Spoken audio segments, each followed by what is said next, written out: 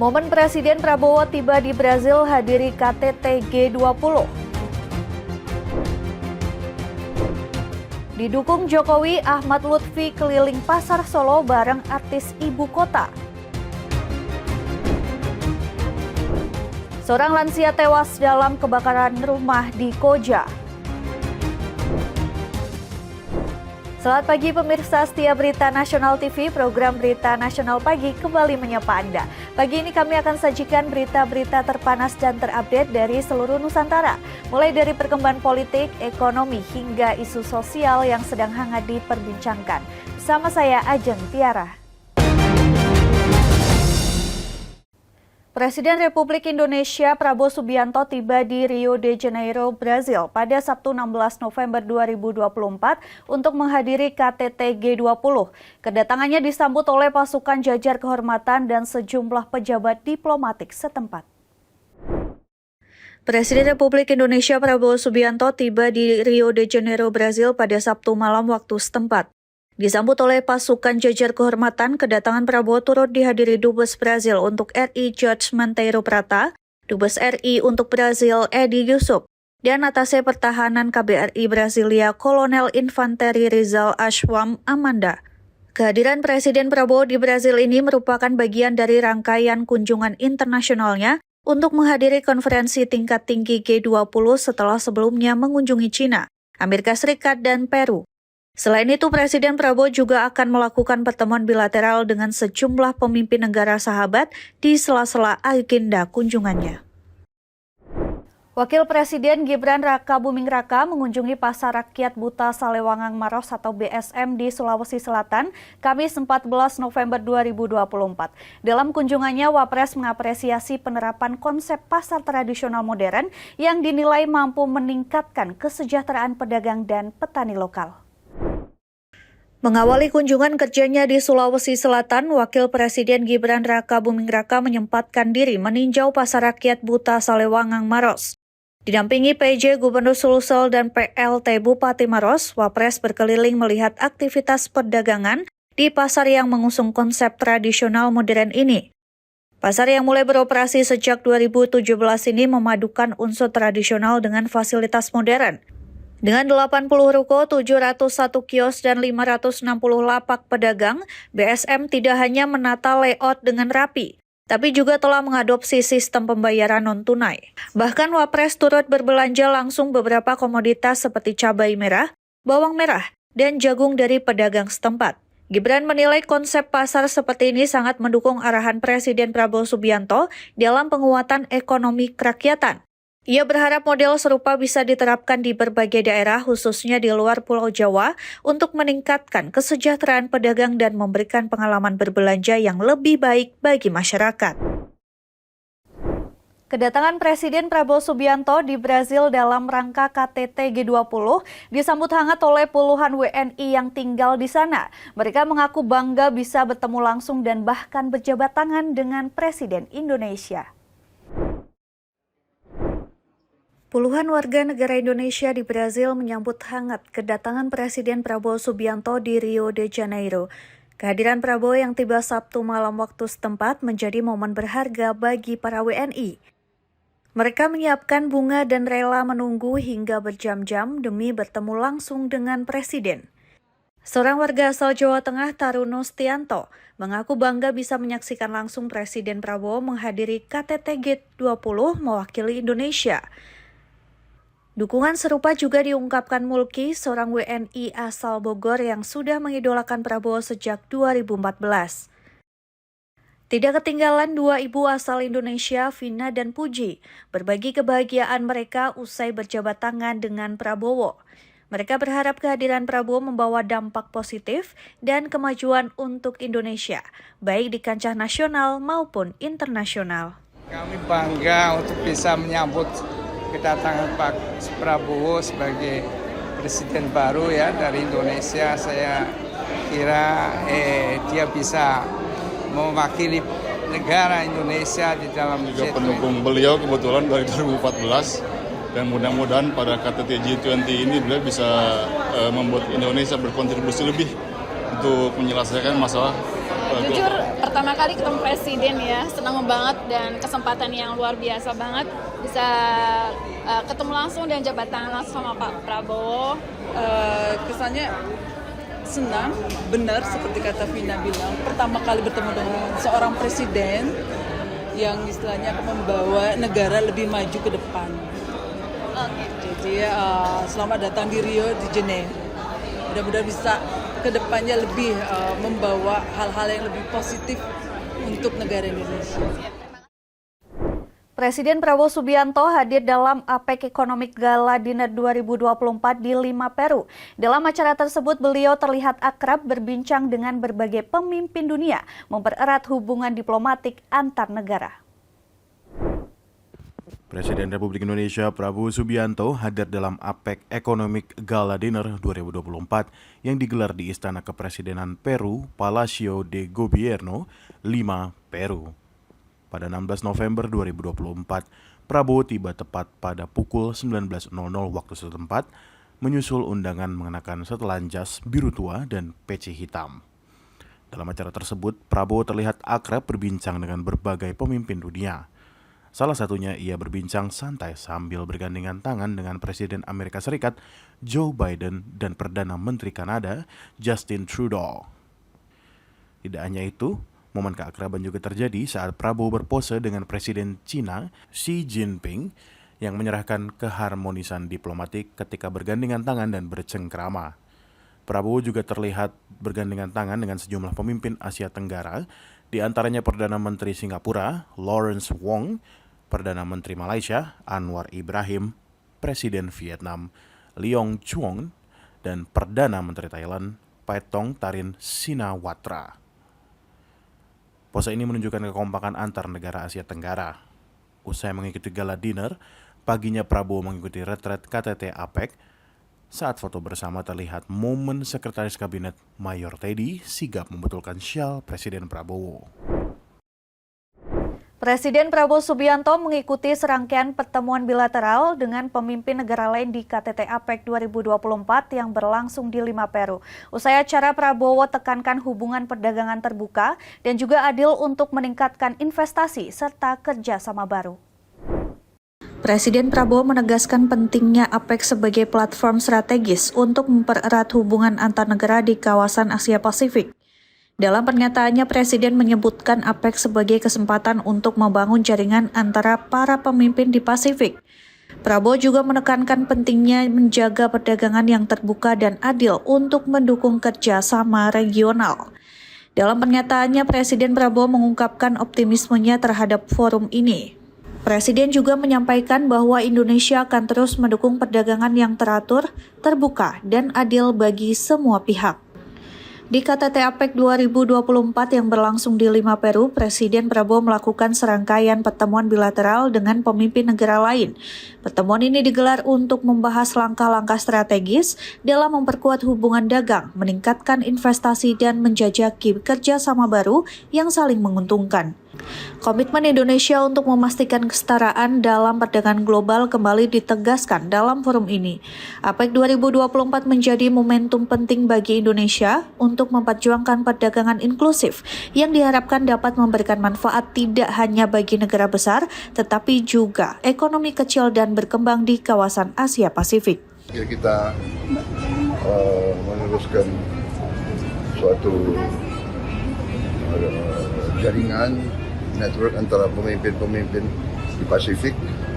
Kita bahas banyak masalah, bagaimana kita menjaga perdagangan yang baik, yang terbuka, tapi adil.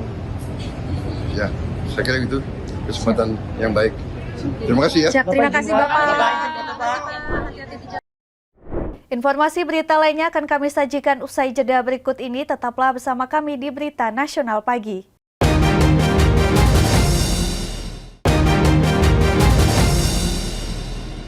Komisi Pemilihan Umum Provinsi Jakarta menargetkan zero pemungutan suara ulang pada Pilkada serentak mendatang. Berbagai langkah antisipasi sudah dilakukan dalam bimbingan teknis para KPPS sehingga diharapkan Pilkada serentak yang digelar di Jakarta dapat berjalan lancar tanpa mengganggu proses tahapan Pilkada. Usai melakukan simulasi di tingkat kota, administrasi Komisi Pemilihan Umum Provinsi Jakarta menargetkan zero pemungutan suara ulang pada Pilkada tahun 2024 ini. Berbagai langkah antisipasi sudah dilakukan belajar dari pemilu presiden yang lalu, sehingga diharapkan para anggota KPPS dapat mengantisipasi kendala-kendala yang nantinya akan muncul pada proses pemungutan suara di tanggal 27 November mendatang.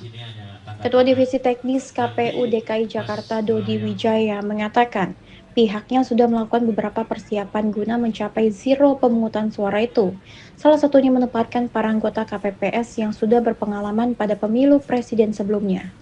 Selain itu, berbagai penanganan dalam kondisi-kondisi tertentu juga telah dilakukan seperti melakukan relokasi TPS ke ruang publik terpadu ramah anak atau RPTRA, sehingga diharapkan proses pemungutan suara dapat terus dilakukan tanpa harus adanya pemungutan suara ulang.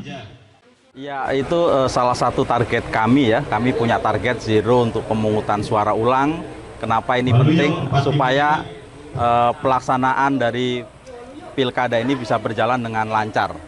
Yang kedua, kami berpesan kepada KPPS karena dalam survei-survei terakhir ini situasinya sangat kompetitif. Jadi kami berharap KPPS menjaga integritasnya, menjaga netralitas dan kemandiriannya. Jangan ada yang bermain-main di TPS untuk menjaga perolehan suara, hasil suara yang diberikan oleh masyarakat Jakarta harus dipastikan, dicatat dan dikawal dengan baik di TPS seperti itu. Polda Metro Jaya kembali menangkap satu tersangka baru yang merupakan pemilik atau bandar judi online terkait kasus judi online yang melibatkan beberapa orang pegawai Kementerian Komunikasi dan Digital RI dan masyarakat sipil. Dari hasil pemeriksaan, pelaku berinisial HE mengaku mengelola ribuan situs judi online agar tidak diblokir oleh pihak Komdigi dengan menyerahkan uang puluhan juta rupiah untuk satu web judi online melalui tersangka MN yang merupakan pegawai Komdigi. Subdit Jatanras Direktorat Reserse Kriminal Umum Polda Metro Jaya masih terus menyidik kasus judi online di lingkungan Kementerian Komunikasi dan Digital RI yang melibatkan beberapa orang pegawainya dan beberapa masyarakat sipil. Pada Jumat dini hari, penyidik kembali menangkap satu orang tersangka baru berinisial HE di salah satu hotel di kawasan Jakarta Selatan. HE ditangkap lantaran terlibat mengelola ribuan situs judi online agar tidak diblokir serta memiliki satu situs judi online bernama Kris 123. Ditemui di Mapolda Metro Jaya pada Jumat sore, Kabid Humas Polda Metro Jaya Kombes Pol Ade Arisyam Indradi mengatakan tersangka HE berperan sebagai agen untuk mencari web judi online agar tidak diblokir oleh Komdigi melalui tersangka MN dengan menyetorkan uang senilai 24 juta rupiah per satu web judi online. Selain menangkap HE, penyidik juga turut menetapkan 6 orang ke dalam daftar pencarian orang berinisial A, HF, J, BS, BK, dan B, lantaran diduga terlibat dalam kasus ini. HE ya, di salah satu hotel di Jakarta Selatan. Berdasarkan hasil pemeriksaan, tersangka HE ini mengaku sebagai bandar atau pemilik dari salah satu web. Nama webnya itu adalah Kris 123. Selain itu, HE juga berperan sebagai agen untuk mencari website-website judi lainnya agar tidak terblokir oleh Komdigi. Sebelum menangkap HE, Subdit Jatanras Direktorat Reserse Kriminal Umum Polda Metro Jaya telah menetapkan 18 orang tersangka yang 10 diantaranya merupakan pegawai Kementerian Komunikasi dan Digital RI serta 8 orang masyarakat sipil. Calon Gubernur Jawa Tengah Ahmad Lutfi bersama sejumlah artis ibu kota melakukan kunjungan ke Pasar Triwindu Solo. Dalam rangkaian ini, Ahmad Lutfi mendapat dukungan langsung dari Presiden ke-7 Republik Indonesia Joko Widodo yang turut hadir menyemarakan kegiatan.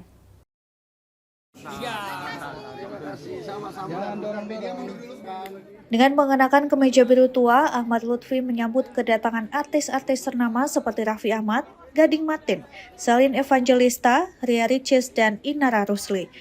Para artis ibu kota ini diajak berkeliling pasar untuk melihat langsung potensi UMKM dan budaya lokal Solo. Kedatangan para artis ini bertujuan untuk mendorong semangat anak muda agar lebih kreatif dan berdaya.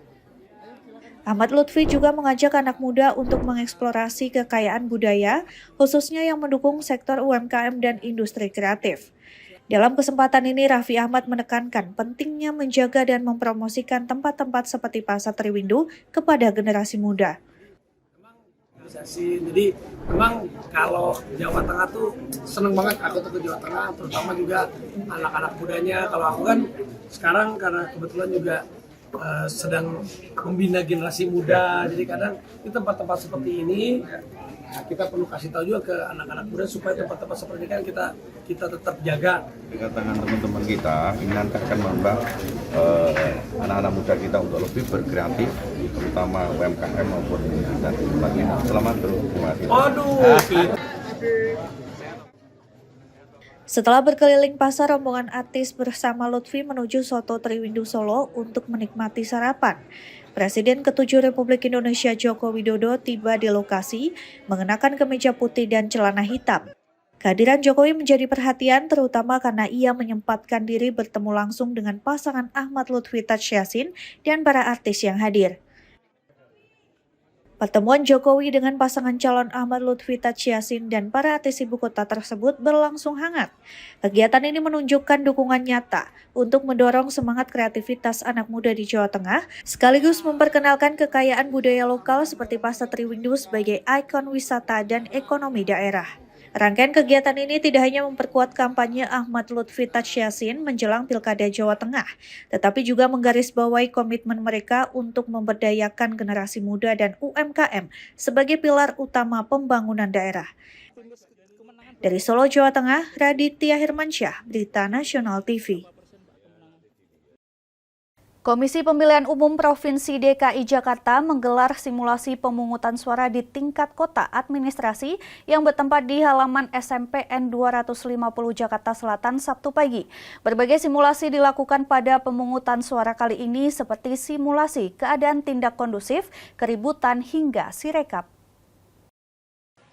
Suasana simulasi pemungutan suara pemilihan gubernur dan wakil gubernur Jakarta tahun 2024 yang digelar oleh KPU Provinsi DKI Jakarta di halaman SMPN 250 Jakarta Selatan.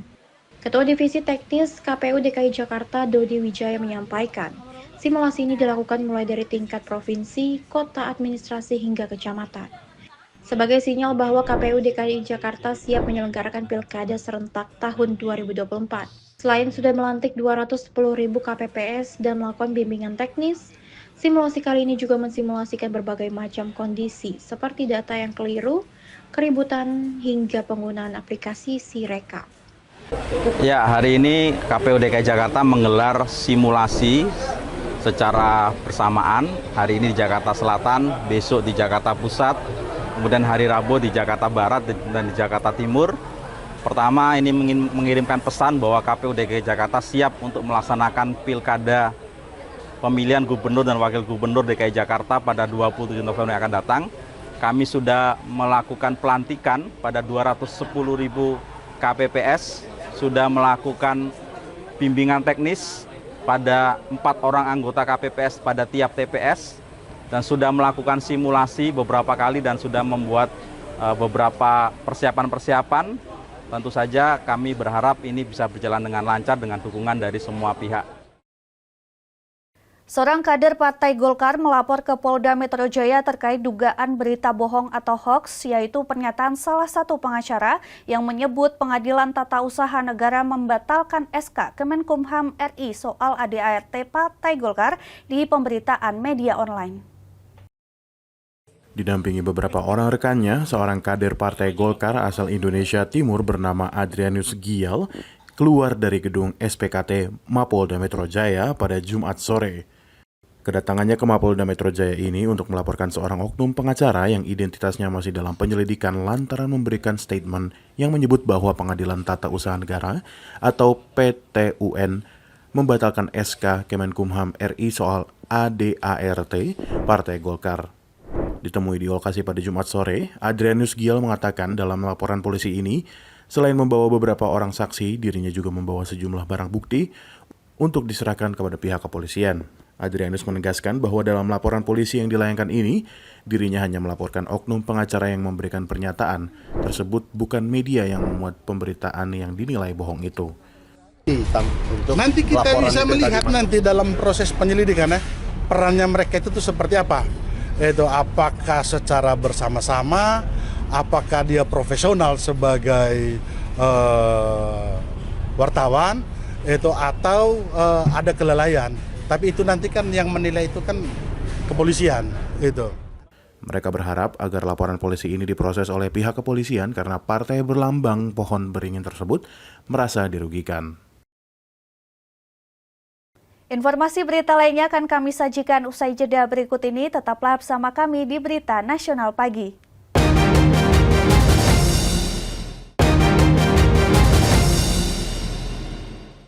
Kebakaran melanda sebuah rumah di Jalan Lagoa Koja, Jakarta Utara Minggu dini hari. Penyebab kebakaran diduga akibat korsleting listrik dan menewaskan seorang lansia berusia 76 tahun.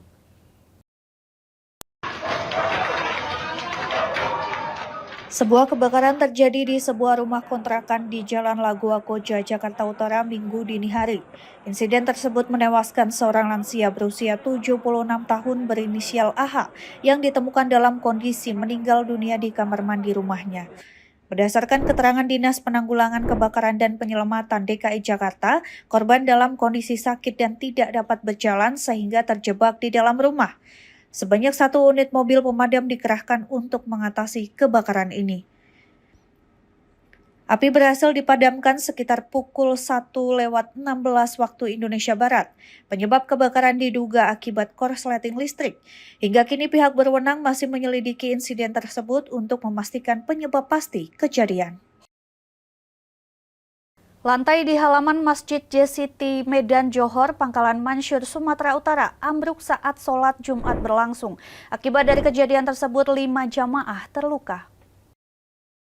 Lantai di halaman Masjid JCT Medan Johor, Pangkalan Mansur, Sumatera Utara ambruk saat para jamaah sedang melangsungkan sholat Jumat.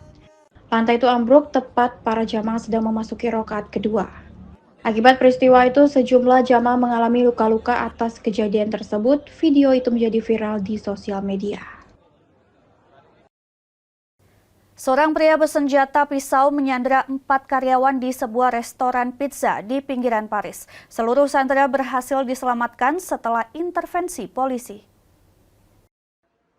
Seorang pria bersenjata pisau melakukan penyanderaan terhadap 4 karyawan di sebuah restoran pizza di kota Issy-les-Moulineaux, wilayah pinggiran Paris. Para sandera dibebaskan setelah intervensi polisi. Menurut keterangan kepolisian yang dilansir AFP, operasi berakhir dengan aman. Pelaku dilaporkan sebagai pecandu narkoba dan pernah melakukan tindakan serupa pada 2022 di rumahnya. Puluhan polisi dengan peralatan lengkap mengepung lokasi, memasang garis pengaman, dan menutup beberapa restoran di sekitar. Unit elit Brigade Pencarian dan Intervensi diterjunkan untuk negosiasi, sebelum akhirnya polisi bertindak. Polda Metro Jaya kembali menangkap 3 orang DPO kasus judi online yang melibatkan 10 orang pegawai Kementerian Komunikasi dan Digital RI dan beberapa orang warga sipil. Sama dengan DPO sebelumnya yang berinisial HE, 3 DPO ini juga berperan sebagai pemilik web judi online, serta mengelola ribuan web judi online agar tidak diblokir oleh pihak Kementerian Komunikasi dan Digital. Subdit Jatantras Direktorat Reserse Kriminal Umum Polda Metro Jaya masih terus menyidik kasus judi online yang melibatkan 10 orang pegawai Kementerian Komunikasi dan Digital Republik Indonesia. Pada hari Sabtu, penyidik kembali menangkap 3 orang DPO dalam kasus ini. Ditemui di Mapolda Metro Jaya pada Sabtu malam, di Reskrimum Polda Metro Jaya Kombes Pol Wirasatya Triputra mengatakan 3 orang DPO berinisial B, BK, dan HF ini ditangkap pada saat mendarat di Bandara Soekarno-Hatta usai kembali dari luar negeri pada Sabtu sore. Sama dengan DPO yang ditangkap sebelumnya berinisial HE, 3 orang DPO ini berperan sebagai pemilik web judi online serta pengelola ribuan web judi online agar tidak diblokir oleh pihak Kementerian Komunikasi dan Digital RI melalui tersangka MN yang merupakan pegawai Kementerian Komdigi.